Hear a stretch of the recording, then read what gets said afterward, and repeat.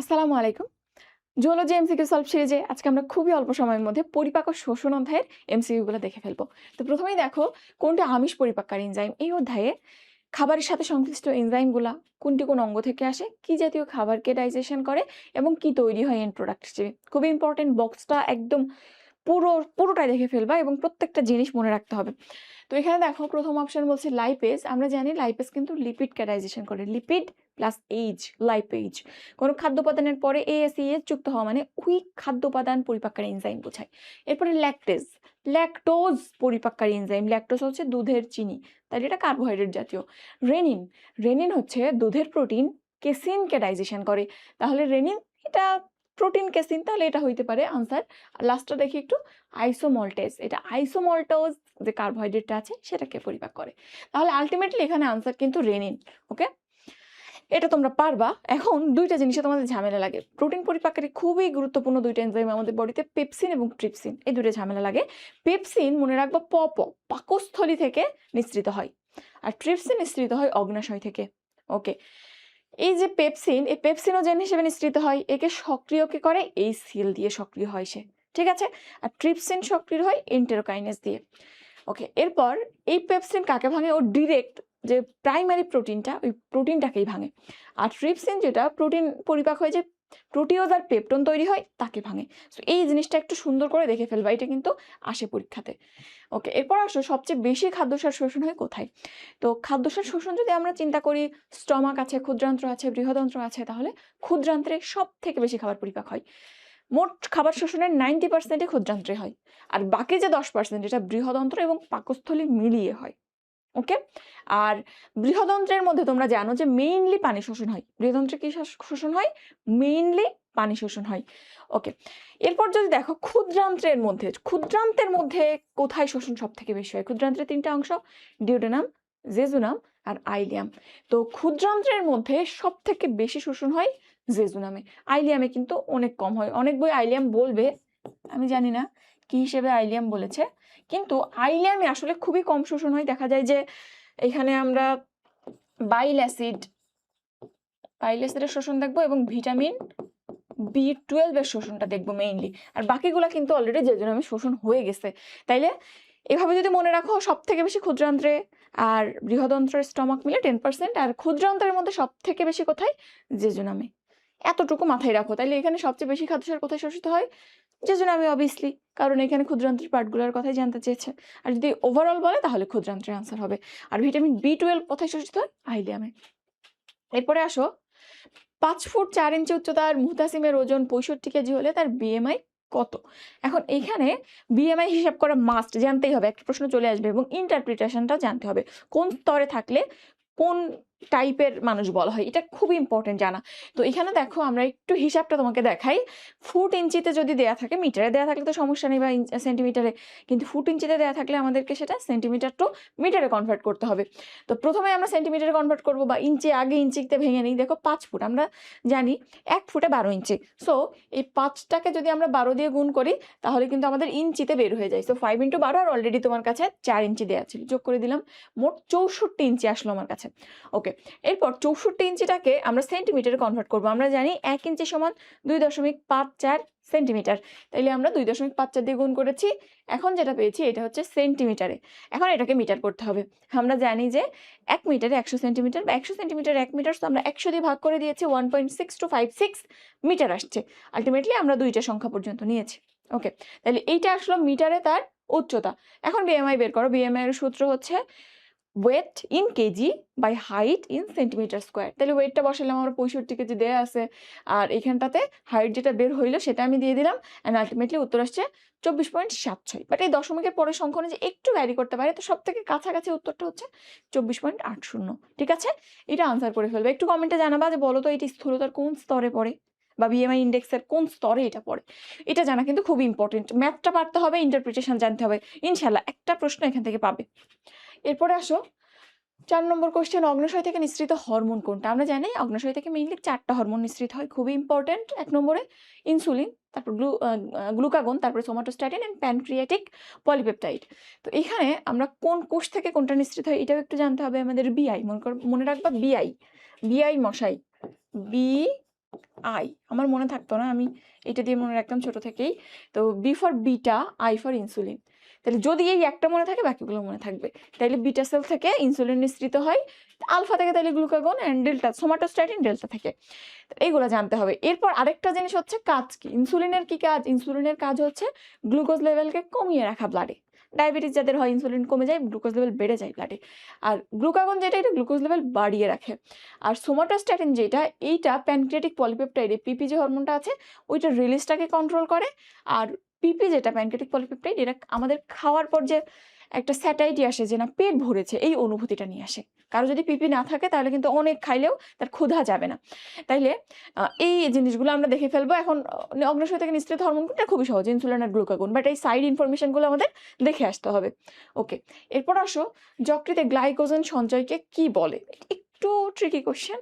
তো দেখো, যকৃতে আসলে গ্লাইকোজেন সঞ্চয় থাকে আমরা এটা জানি। যকৃতে একটা প্রসেসের মাধ্যমে এটাকে সঞ্চয় করে। সেই প্রসেসটা কি? যকৃত আসলে রক্ত থেকে গ্লুকোজটাকে নিয়ে ওটাকে গ্লাইকোজেনে কনভার্ট করে তারপর জমা রাখে। সো গ্লুকোজ থেকে গ্লাইকোজেনের যে কনভার্সন, এটাকে আমরা কি বলি? গ্লাইকোজেনেসিস। গ্লাইকোজেনেসিস, জেনেসিস মানে তৈরি হওয়া, গ্লাইকোজেন তৈরি হওয়া। তাইলে এই যে গ্লাইকোজেনেসিস, এইটাই আসলে উত্তর হবে। তারপরে বাকি অপশনগুলো একটু দেখো। তাহলে গ্লাইকোজেনেসিস কি? গ্লুকোজ থেকে গ্লাইকোজেনের কনভার্সন।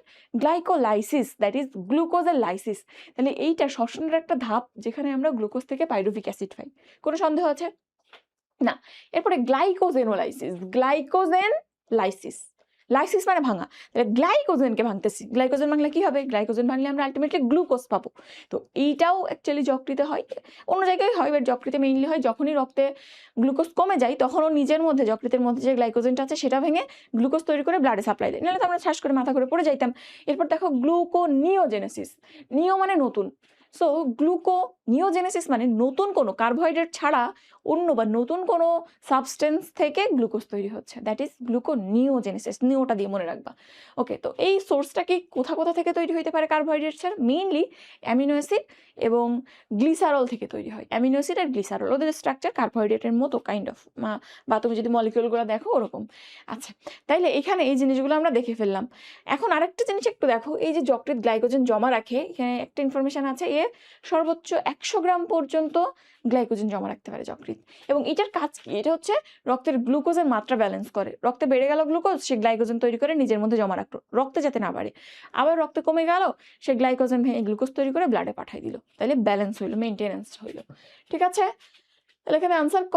এরপর আসো, দুধ দাঁতে অনুপস্থিত থাকে কোনটা? এটা বেশ ইম্পর্টেন্ট দাঁতের সংকেত। তো পার্মানেন্ট টিথ বা আমাদের অ্যাডাল্টের ক্ষেত্রে যে দাঁতটা থাকে, তার সংকেত কি? আইসিপিএম 21-23। আইসিপিএম 21-23। দেখো, আই 2টা, সি 1টা, পি 2টা, আর মোলার হচ্ছে এম 3টা। এটা হচ্ছে যে কোনো এক পার্টের এক সাইড। তো এখানটাতে আমরা দেখতেছি ইনসিস 2টা আছে, ক্যানাইন 1টা, প্রিমোলার 2টা, মোলার 3টা। আর ডেসিডুয়াস বা বাচ্চাদের দাঁতের ক্ষেত্রে, দুধ দাঁতের ক্ষেত্রে আমরা জাস্ট প্রিমোলারটা একটাও পাবো না, আর এই মোলারের 3 নম্বরটা পাবো না, যেটাকে আমরা আক্কেল দাঁত বলি। ওই 3 নম্বরটা, দ্যাট ইজ একদম পেছনের যে দাঁতটা, ওইটাতে পাবো না। বাচ্চাদের ওটা অবভিয়াসলি থাকবে না। তাহলে এই ক্ষেত্রে ফর্মুলাটা এরকম হয়ে যায়, বা আমরা সংক্ষেপে আইসিএম দিয়ে 212 লিখতে পারি। তাহলে 21-23 212 আইসিপিএম আইসিএম। তো এখানটাতে অনুপস্থিত কোনটা থাকে? টোটালি অনুপস্থিত কোনটা থাকে? একটা হচ্ছে প্রিমোলার, আর একটা হচ্ছে আক্কেল দাঁত, যেটা উইজডম টিথ, একদম লাস্টের মোলারটা। তাহলে একটা হচ্ছে প্রিমোলার, আর একটা হতে পারে উইজডম টিথ, দুইটা মনে রাখবা। ওকে, তাহলে এটা হচ্ছে আনসার প্রিমোলার। এরপর আসো, লালারসে বিদ্যমান এনজাইম কোনটা? মনে রাখবা, লালারসে 2টা এনজাইম থাকে, একটা ভরপুর থাকে, একটা কম থাকে। ভরপুর থাকে হচ্ছে টায়ালিন, টায়ালিনটা, টায়ালিন বানান জানো? টায়ালিন বাংলায় তো দেখেছো, ইংলিশ বানানটা একটু দেখবা, PTYALIN। এইটা মেডিকেল ভর্তি পরীক্ষা একবার আসছিল, বোর্ড পরীক্ষায় একবার আসছিল, সম্ভবত 2019 সালে। তো সেইবার টায়ালিন সবাই জানে টি দিয়ে শুরু, পি দিয়ে শুরু দেখা দাগাই নেই, ওদিকে যায় নাই। সো ইংলিশ বানান টার্ন একটু জানতে হবে। তো টায়ালিন এইটা ভরপুর থাকে, অনেক থাকে, এবং এটা কার্বোহাইড্রেট পরিপাক করে। আরেকটা হচ্ছে মল্টেজ, মল্টেজ খুবই সামান্য থাকে, বাট এটাও কার্বোহাইড্রেট পরিপাক করে। তাহলে লালারসে বিদ্যমান এনজাইম কোনটা? 2টার যে কোনো একটা হবে। টায়ালিন আছে, তাহলে টায়ালিন আনসার। ঠিক আছে, বাকিগুলো তুমি বলতে পারো কোনটা কোথায় আছে? আশা করি বলতে পারবা। রেনিন পাকস্থলিতে থাকে, পেপসিন পাকস্থলিতে, ট্রিপসিন অগ্নাশয় থেকে আসে। এরপর আসে স্নেহদ্রব্য পরিপাকের সর্বশেষ উপাদান কোনটা? যে কোনো খাবারের ইন প্রোডাক্ট অফ ডাইজেশন জানতে হবে আমাদের। যেমন কার্বোহাইড্রেট পরিপাক হইলে কি পাই আমরা? বিভিন্ন রকম মনোস্যাকারাইড পাই। সেটা ডিপেন্ড করে কি খাবার থেকে তৈরি হচ্ছে। তো সেখান থেকে গ্লুকোজ হইতে পারে, ফ্রুক্টোজ হইতে পারে, গ্যালাক্টোজ হইতে পারে। আর এরপর প্রোটিন যদি পরিপাক করো, একদম এন্ড প্রোডাক্ট হিসেবে আমরা অ্যামিনো অ্যাসিড পাই। একদম গঠন উপাদান মেইনলি তো অ্যামিনো অ্যাসিড। আর হচ্ছে লিপিড। লিপিড ভাঙলে তুমি জানো ফ্যাটি অ্যাসিড, গ্লিসারল পাওয়া যায়। এটা কেমিস্ট্রি। তুমি যেটা বেসিক খাদ্য উপাদান সেটাই পাবা। তাইলে স্নেহদ্রব্য পরিপাকে তুমি কি পাবা? এই যে দেখো ফ্যাটি অ্যাসিড ও গ্লিসারল পাবা। ওকে? আর আরেকটা জিনিস দেখো, খনিজ লবণ ও পানি যেটা, এদের কিন্তু কোনো পরিপাক হয় না। এরা অপরিবর্তিত অবস্থায় শোষিত হয়। পানি একদম আনচেঞ্জড, অ্যান্ড খনিজ লবণ এটাও আনচেঞ্জড অবস্থায় পরিপাক হয় বা শোষণ হয়। আর যদি তুমি ভিটামিনের কথা বলো, ভিটামিন আসলে ডিরেক্ট পরিপাক হয় না, কিন্তু ভিটামিন দেখা যায় বিভিন্ন খাদ্যের সাথে বিভিন্ন ফর্মে আটকে থাকে, কিছু পরিমাণ কনভার্সন দরকার হয়। সো এদের ক্ষেত্রে সামান্য পরিবর্তন ঘটতে পারে, বাট খনিজ লবণ আর পানির কোনো পরিবর্তন হয় না।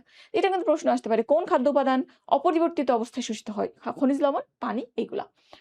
এরপর আসো, কোনটি মানবদেহের সবচেয়ে বড় গ্রন্থি? এটা বেশ ইম্পর্টেন্ট। সব থেকে বড় গ্রন্থি আমাদের দেহের কোনটা বলতো? সব থেকে বড় গ্রন্থি হচ্ছে আমাদের যকৃৎ বা লিভার গ্রন্থি। আর যদি বলে এককভাবে সব থেকে বড় তন্ত্র কোনটা? তন্ত্র মানে পুরো একটা সিস্টেম যেটা একটা সার্টেন কাজ করতেছে, সেটা হচ্ছে ত্বক। আমাদের দেহে প্রোটেকশন দিচ্ছে। এবং দেখো সব জায়গায় আমাদের মানুষদের যতটুকু দেখা যায় সবই ত্বক। সো সব থেকে বড় গ্রন্থি যদি বলে সেটা হচ্ছে যকৃৎ বা লিভার। আর সব থেকে বড় তন্ত্র যদি বলে অবশ্যই সেটা স্কিন বা ত্বক। মনে রাখিও এটা। আর একটা প্রশ্ন মাঝে মধ্যে আসে, মিশ্র গ্রন্থি কি কি আছে? আসলে মিশ্র গ্রন্থি অনেক আছে, বাট তোমাদের লেভেলে 3টা জানাই যথেষ্ট। মিশ্র মানে এটার এক্সোক্রাইন ফাংশনও আছে, এন্ডোক্রাইন ফাংশনও আছে। তাইলে এখানে 3টা শয় মনে রাখবা।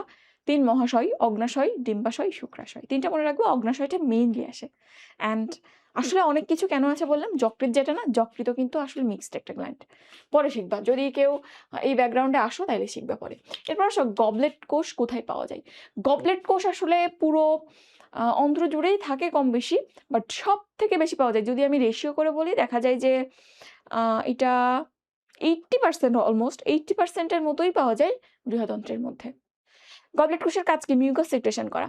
সো মিউকাস সেক্রেশন কখন দরকার হয়? যখন স্টুলে পানির পরিমাণ কমে যাবে, এটাকে একটু মোবাইল করতে হবে, শক্ত হয়ে যাবে।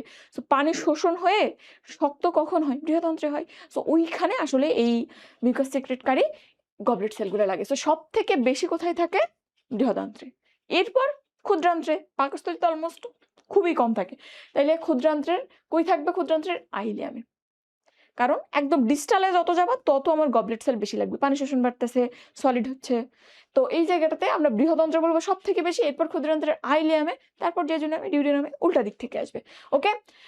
তাহলে এখানে আনসার করো বৃহদন্ত্র। এখন একটা জিনিস আমি এখানে লিখেছি দেখো, আইলিয়াম আর আইলিয়াম, একটা আই দিয়ে একটা ই দিয়ে। তো আমরা জানি বোনসের একটা নাম আছে, এই যে হিপ বোন, হিপ বোনের একটা পার্ট আইলিয়াম, আবার স্মল ইন্টেস্টাইনের একটা পার্ট আইলিয়াম। কোনটা কিভাবে বানানটা হবে? তো দেখো, আই আই আমরা কিভাবে লিখি? সোজা করে। হাড্ডি সাধারণত কেমন হয়? সোজা হয়। সো মনে রাখবা, আই দিয়ে যে বানানটা, এটা হাড্ডি। তাহলে এটা হিপ বোনের পার্ট বানানটা। আর এই ই আমাদের নাড়ি ভুড়ি কেমন হয়? পেঁচানো। এই দেখো পেঁচানো। সো এটা মনে রাখবা, এটা ক্ষুদ্রান্ত্রের পার্ট। ওকে? খুবই সহজ মনে রাখা। এরকম বানান দিয়েও কিন্তু বিভ্রান্ত করে, বিশেষ করে অ্যাডমিশন টেস্টে। আচ্ছা, এরপর হচ্ছে ইউরিয়া কোথায় তৈরি হয়? আমি আসলে এটা অনেকগুলো কোশ্চেন দেখবা, সবই বোর্ড কোশ্চেন, কিন্তু কিছু কোশ্চেন দেখবা যে আজমল স্যারের বইতে নাই। আবার কিছু জিনিস দেখবে একটু অন্যভাবে এসেছে। তো এটা আমি মাজেদা ম্যাম মানে আদার্স বই, আমার নোটও ছিল, সবকিছু মিলিয়ে বানিয়েছি। তো কিছু ইনফরমেশন দেখবা বইতে নাই, এগুলো কিন্তু একটু জানতে হবে। যেমন এখানে কিছু লিখেছি আমি, ইউরিয়া কোথায় তৈরি হয়? দেখো, ইউরিয়া আমরা মেইনলি জানি যকৃতে তৈরি হয়। মানে 95% বা তারও বেশি যকৃতে তৈরি হয়। কিন্তু মাইনর কিছু সাইটও আছে, যেমন ক্ষুদ্রান্ত্রে কিছু পরিমাণ তৈরি হয়, বৃক্কেও কিছু পরিমাণ তৈরি হয়, আর মস্তিষ্কেও কিছু পরিমাণ তৈরি হয়। ওকে? সো আমরা মেইনলি মনে রাখবো লিভারে। এরপর যদি বলে তাহলে ক্ষুদ্রান্ত্র, তারপর বৃক্ক, তারপর মস্তিষ্ক হইতে পারে। একটু 3টা দেখে রাখলাম। ওকে, এখন এখানটা তোমাদের যে ভুলটা করবা, ইউরিয়া আমরা জানি তৈরি হয় যকৃতে মেইনলি, আর বের হয়ে যায় কোথা দিয়ে? মূত্র দিয়ে। মূত্র কই দিয়ে তৈরি হয়? বৃক্ক দিয়ে। তো তোমাদের বইয়ের মধ্যেও দেখলাম এটা ভুল করে লিখে রাখছে বৃক্ক। তো খেয়াল রাখিও, ইউরিয়া তৈরি হয় যকৃতে, বের হয় বৃক্ক দিয়ে। যখন অপশনে যকৃৎ আসে তৈরি হওয়ার ক্ষেত্রে, তখন তো এদিক যাওয়ার প্রশ্নই আসে না, কারণ এরা সবাই মিলে 5%-এর মতো করতে পারে না। তাইলে অবশ্যই এখানে আনসার যকৃৎ হবে। বুঝছো? আর যদি নিষ্কাশিত হয় কোনটা দিয়ে যদি থাকে, তাহলে বৃক্ক হবে। ওকে, আরেকটা জিনিস দেখো লিখেছে, ইউরিয়া তৈরির প্রক্রিয়াকে আমরা কি বলি? ইউরিয়া চক্র বা অর্নিথিন সাইকেল। এটা একটু দেখে নিবা, কি কি ধাপে তৈরি হয়, একটু যদি দেখতে পারো ভালো হয়। এরপর আসে, পাকস্থলী প্রাচীরের প্যারাইটাল কোষ থেকে কি নিঃসৃত হয়? কোন কোষ থেকে কি নিঃসৃত হয়? ইম্পর্টেন্ট আছে কিন্তু। দেখো, অক্সেন্টিক সেল বা প্যারাইটাল সেল, যেটা প্যারাইটাল মানে একদম বাইরের দিকে সারফেস সেল, তাহলে অক্সেন্টিক বা প্যারাইটাল সেল যেটা, এখান থেকে আমরা 2টা জিনিস পাই মেইনলি, একটা হচ্ছে hydrochloric acid and intrinsic factor বা ইন্ট্রিনসিক ফ্যাক্টর অফ ক্যাসল। তো এখানে হাইড্রোক্লোরিক অ্যাসিড কি কাজ করে যেন, অ্যাক্টিভেশন করে, পিএইচ মেইনটেইন করে, জীবাণু মারে। আর ইন্ট্রিনসিক ফ্যাক্টর যেটা, এটা ভিটামিন B12 এর শোষণ করে। তো এটা ইন্ট্রিনসিক ফ্যাক্টর, আর ভিটামিন B12 কে বলা হয় এক্সট্রিনসিক ফ্যাক্টর। এরপর চিপ সেল বা জাইমোজেনিক সেল বা peptic cell. So peptic cell দিয়ে বুঝতে পারছো পেপসিনোজেন বা কিছু একটা আসবে। আর চিপ মানে চিপ কাজটা করে। সো এখানে চিপ কাজটা কি? এনজাইম নিঃসৃত করে। সো এনজাইম নিঃসৃত করে। আর জাইমোজেনিক সেল, আমরা কিন্তু ইনঅ্যাক্টিভ যে এনজাইমগুলো এগুলোকে জাইমোজেনও বলি। সো সব দিক থেকে মিলে গেল।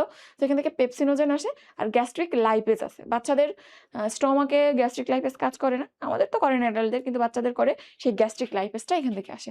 আরেকটা জি সেল দিয়ে মনে রাখা যায় গ্যাস্ট্রিন আসে জি সেল থেকে। তো এটা এই সেল সিক্রেশনকে উদ্বুদ্ধ করে, স্টিমুলেট করে। তাহলে এই জিনিসগুলো একটু জানতে হবে। তার মধ্যে প্যারাইটাল সেল থেকে HCl আসে, এটা সবথেকে ইম্পর্টেন্ট।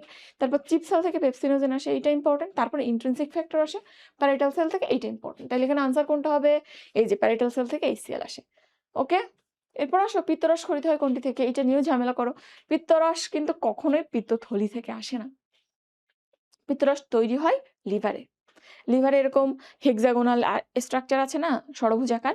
তো তৈরি হয় ওখানকার হেপাটোসাইট থেকে, কিন্তু জমা থাকে পিত্তথলিতে। আমরা যেটা পিত্তথলি হিসেবে চিনি ওটা জাস্ট একটা স্টোরেজ, আর কিচ্ছু না। ওখানে কিছু তৈরি হয় না, মডিফিকেশন সামান্য হয়, বাট তৈরি হয় না।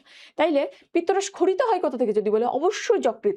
আর পিত্তথলির কাজটা কি? এটাকে জমা রাখা। ওকে, এরপর আসলে শর্করা জাতীয় খাদ্য শোষণ নিয়ন্ত্রণকারী হরমোন কোনটা? এইটা আসলে তোমাদের আজমল স্যারের বইতে ছিল না, এখনকার নতুন এডিশন আছে কিনা আমি জানি না, মাজেদা ম্যাডামের বইতে আছে। শর্করা, এটার পরিপাক নিয়ন্ত্রণ করে ইনসুলিন আর গ্লুকোকর্টিকয়েড। শর্করা, ইনসুলিন আর গ্লুকোকর্টিকয়েড। প্রোটিন আর লাইপেজ যেটা, এই দুটোকেই নিয়ন্ত্রণ করে থাইরক্সিন। মনে থাকবে, খুবই সহজ। প্রোটিন আর লিপিড, এদের দুইজনকে থাইরক্সিন কন্ট্রোল করছে। আর শর্করা, ইনসুলিন আর গ্লুকোকর্টিকয়েড, খুবই সিম্পল। তাইলে এখানটাতে শর্করা জাতীয় খাদ্য 1 আর 2, ইনসুলিন আর গ্লুকোকর্টিকয়েড, দেখতেই পাচ্ছ। তাহলে উত্তর হচ্ছে ক। ঠিক আছে? তো মোটামুটি এগুলা ছিল। এর মধ্যে তোমাদের যেটা জানাই লাগবে সেটা হচ্ছে যে ওই যে পরিপাককারী বিভিন্ন এনজাইমের যে লিস্টটা বক্সটা আছে, অবশ্যই ওটা যদি তুমি না পড়ে যাও আমাকে বলতে পারবে না আপু তুমি কি পড়াইছো, কিছু আসে নাই। ওখান থেকে প্রশ্ন আসবে। আরেকটা বললাম বিএমআই এর ইন্ডেক্স এবং বিএমআই এর হিসাব, ওটা থেকেও ইনশাআল্লাহ পাবা একটা। আর খুচরা কোশ্চেন তো তোমাদের দেখাইলাম ইম্পর্টেন্ট গুলা। তো এই তো, পড়াশোনা করো। আমাদের নেক্সট ক্লাস ইনশাআল্লাহ খুব দ্রুতই আসবে। সে পর্যন্ত ভালো থাকো। আল্লাহ হাফেজ।